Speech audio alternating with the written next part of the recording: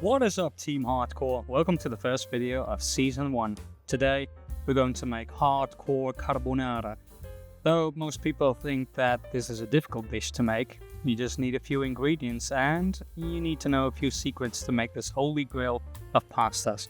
But don't worry, your buddy Vinny going to tell you all the secrets you need to know. You ready?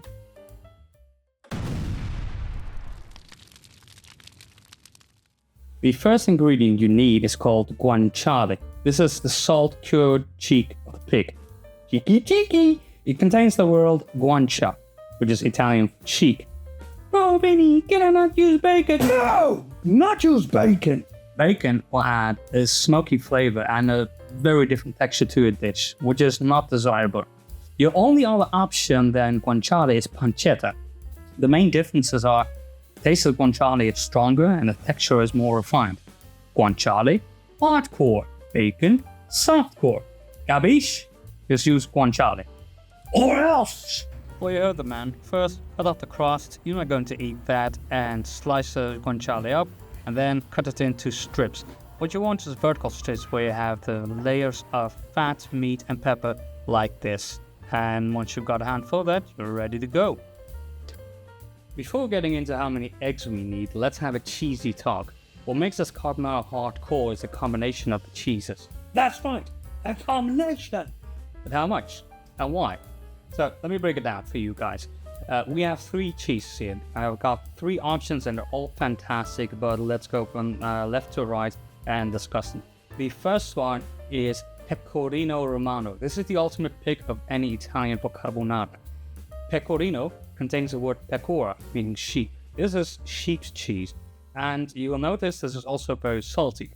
So this cheese is the reason why we're not going to add that much salt to our pasta water. We're not going to add additional salts to the rest of the dish.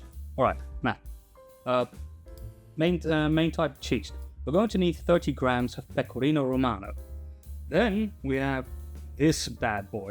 This is what you people know as Parmesan cheese. This is Parmigiano Reggiano.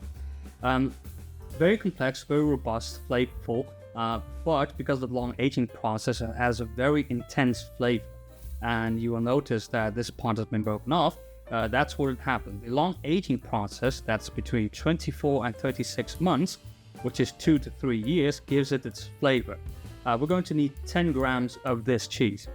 And then you got this bitty boy. Quite similar to Parmigiano Reggiano, this is a Grana Padano, and the main difference is it's more subtle, it's a bit softer in texture. The flavor, like I said, is more subtle, and that's because of the aging process. This one has an aging process between 16 and 20 months. So we're going to use 20 grams of Grana Padano. Use a cheese grater to grate your cheese. Like we said, it's the 30-10-20 rule in this case. The 30 grams of Pecorino Romano, 10 grams of Parmigiano Reggiano, and 20 grams of Grana Padano. So how many eggs do we need? We need 2 egg yolks and 1 whole egg. Leave the whole egg for now. We're going to start by separating our 2 yolks from the egg whites. Just crack them open, move them from one shell to the other, and put them in a separate bowl. Give them a quick whisk, and start by adding a small batch of cheese first. You might notice that at this point that the sauce is going to become very firm. It's going to thicken up. No worries, crack your whole egg in there to liquefy it, and then give it another whisk. After that, you're going to put in the rest of the cheese. What you're actually looking for is a consistency where the sauce is creamy, but still firm enough that it is just dripping off your whisk. That's what we're looking for. Once that's done, we're ready for our 2 next ingredients. Next is the black pepper. I've got to tell you guys this, and this comes from the bottom of my heart, how infuriating this is. These things that I don't buy store-bought ground black pepper anymore.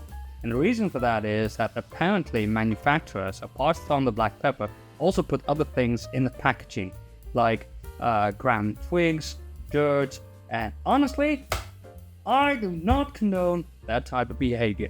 Neither should you. That's why I buy whole black peppercorns and put them in a coffee grinder. You guys do it?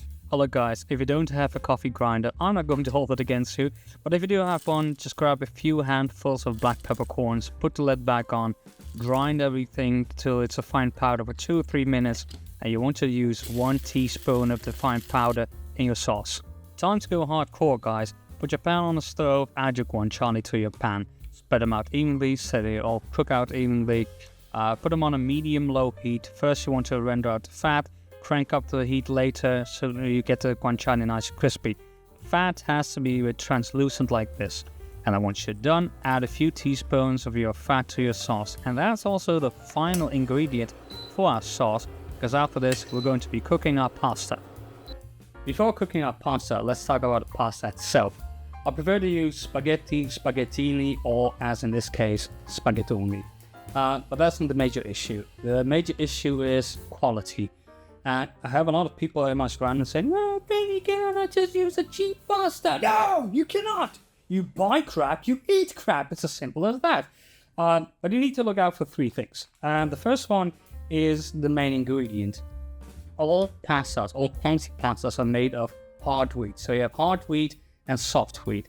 The hard wheat is what we call durum wheat. There are laws in Italy stipulating that all pastas have to be made of durum wheat, otherwise it's fraud. And let that one sink in. Similar in France, same thing. So that's what you want to do. Number 2, you want to look for something on the packaging. This one has a great example of that, called al bronzo. What they do is when they make the pasta in the factory and they want to push the spaghetti through these dice to give it the spaghetti shape.